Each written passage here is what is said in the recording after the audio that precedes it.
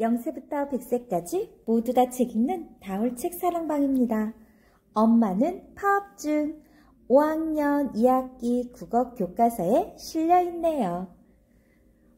김희숙 작가의 추동 국어교과서 수록동화 출판사 푸른책들. 어떡하죠? 엄마가 파업을 했어요. 이제부터 청소, 요리, 빨래 등 집안일을 하나도 하지 않겠대요.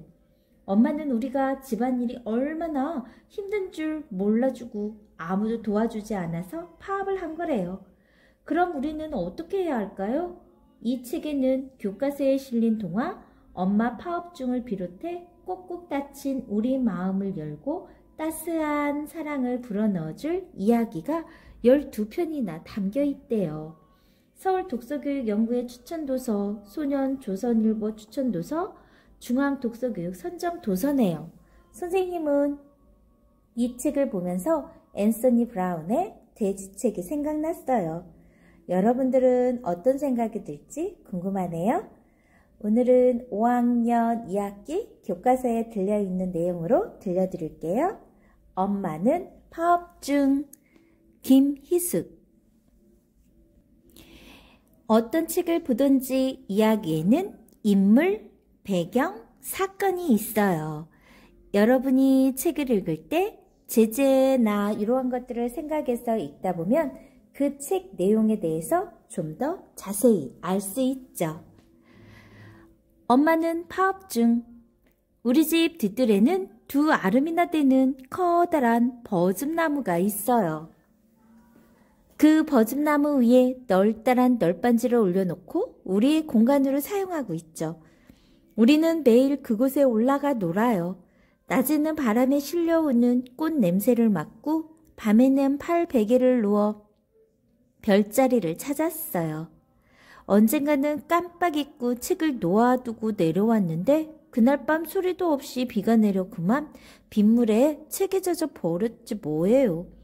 이튿날 어머니께서는 반나절 동안이나 다리미로 젖은 책을 다리느라 고생을 하셨답니다. 오늘 학교 갔다 돌아와 보니 어머니께서 보이지 않으셨어요. 동생들은 마당에서 훌쩍이고 있고요. 나는 깜짝 놀라 물었죠. 예지야, 무슨 일이니? 엄마는 어디 가시고? 예지가 손가락으로 나무 위를 가리켰어요. 얼른 버즘나무를 올려다보았어요. 엎드려서 나를 내려다보고 계시는 어머니가 보였지요. 한쪽에 있는 팻말도 눈에 들어왔어요. 엄마는 파업 중. 청소, 요리, 빨래 등 집안일은 모두 안함. 사실 어머니께서 파업하실 만한 이유는 충분하였어요. 우리 가족은 모두 5명이죠. 어머니와 회사에 늦게 돌아와 집안일은 거의 하지 못하시는 아버지, 나와 나보다 3살 어린 예지, 유치원에 다니는 수지. 그런데 어머니를 도와주는 사람은 아무도 없어요. 물론 내가 큰언니이니까 당연히 어머니를 도와드려야 하죠. 하지만 학교 갔다 오면 학원에 가랴, 텔레비전 보랴, 숙제하랴, 이렇게 이일조일 하다 보면 하루가 꼴딱 지나가 버려요. 그런데 오늘 어머니께서 파업을 하신 거예요. 나는 동생들에게 화를 내는 척하며 어머니께 내 목소리가 들리도록 큰 소리로 말하였어요. 너희 둘이 무슨 일을 저질렀기에 엄마께서 파업을 하셨니? 나는 안 그랬어. 수지가 울고불고 난리를 피웠지. 예지는 자기에게 불똥이 떨어질까봐 손까지 흔들어가며 변명하였어요. 나는 나도 모르게 어머니 말투를 흉내내어 예지에게 큰 소리를 쳤어요. 그럼 넌 잘못한 게 하나도 없단 말이냐? 언니는 안 그러나? 꼭 엄마처럼 그래?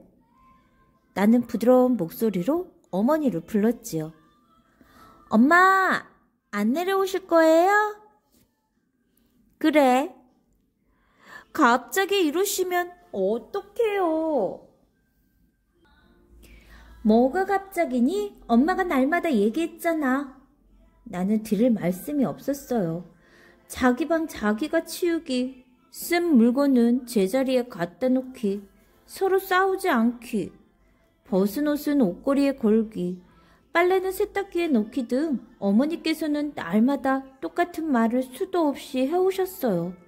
그리고 요즘 들어 부쩍 집안일에 치이고 너희끼리 싸우기만 해서 엄마 사표 내야겠다 라고 입버릇처럼 말씀하셨거든요.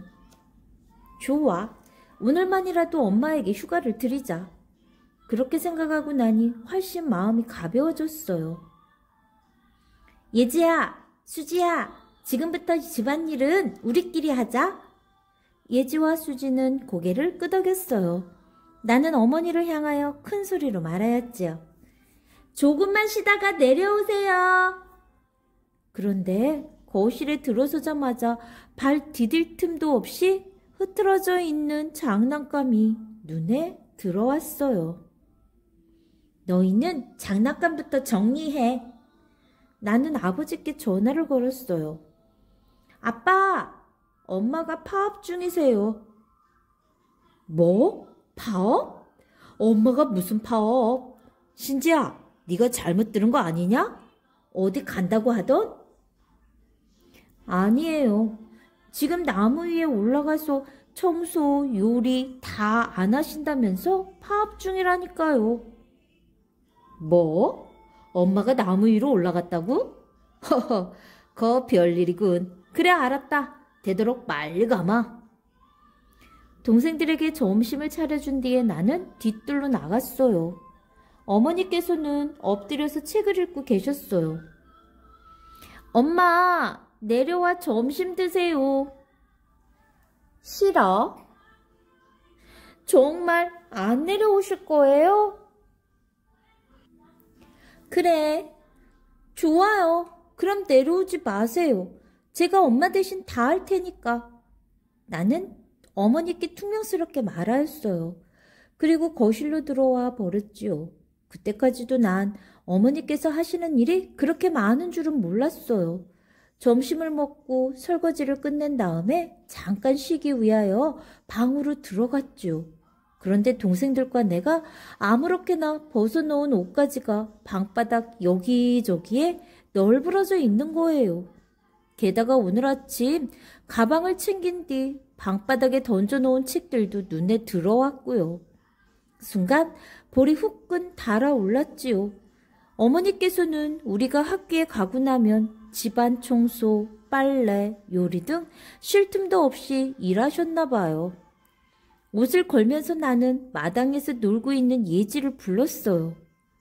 예지야, 이리 와서 언니 좀 도와줘. 나는 씩씩거리며 마당으로 나갔지요. 예지와 수지는 놀고 있었어요. 옷에는 흙이 얼룩얼룩 묻어 있었어요. 옷을 더럽히면 어떡해? 빨면 되지. 엄만 파업 중이시잖아. 세탁기에 돌리면 되잖아. 예지가 투덜거리며 세탁기 쪽으로 다가갔어요. 나는 수지를 데리고 목욕탕으로 들어갔지요. 그런데 수지의 머리를 감기는 일이 문제였어요.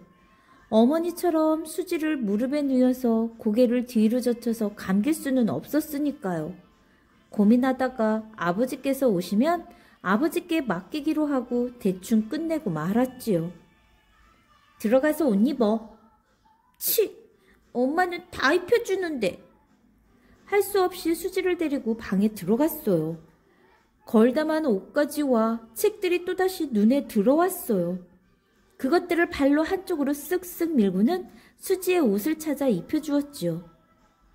예지야, 너는 방 좀 치워. 피, 언니랑 수지 옷도 있는데 왜 나만 치워?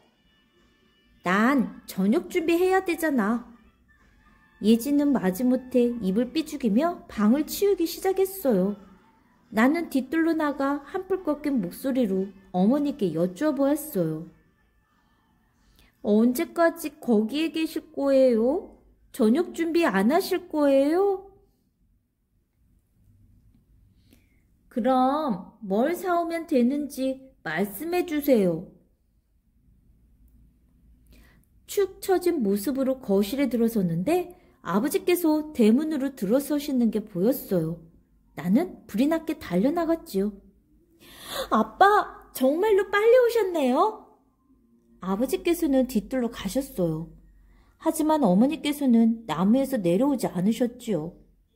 잔뜩 풀이 죽어있는 나에게 아버지께서 말씀하셨어요. 아빠가 총각 때 자취를 했는데 말이야. 된장국을 끓여놓으면 친구들이 맛이 일품이라고 칭찬을 해주었지. 오늘은 내가 그 솜씨를 발휘해보마. 아버지께서는 어머니가 파업 중인 게 아무렇지도 않으신가 봐요. 그러면 어머니의 파업이 더 길어질 텐데 속으로 은근히 걱정이 되기도 하였어요. 아빠, 머리 감겨주세요. 동화책 읽어주세요. 언니가 괜히 시비 걸어요. 배고파요. 빨리 밥 주세요. 가정통신문 좀 보세요. 알림장에 사인해주세요. 돌아가며 아버지를 찾는 우리의 목소리에 아버지께서는 귀를 막으셨어요. 게다가 짜고 시큼한 된장국 맛이란. 아버지께서는 풀죽은 목소리로 물으셨어요. 엄마가 왜 갑자기 파업을 하신 거니? 우리 집 식구 모두 집안일을 몽땅 엄마에게만 미루었잖아요. 그러게 너희가 평소에 엄마 좀 도와드리지 그랬니? 아빠가 평소에 엄마 좀 도와드리지 그러셨어요. 아빠야 회사에 가서 하루 종일 일하잖아. 또 늦게 오니까 도와주고 싶어도 시간이 없고. 일요일에는 쉬시잖아요. 하루 종일 텔레비전만 보시면서. 나는 입을 삐죽거렸어요. 아버지께서는 작은 목소리로 대답하셨지요. 아, 그거야. 그러니까. 아무튼 엄마는 엄마잖아. 엄마가 집안일 하는 것은 당연하지.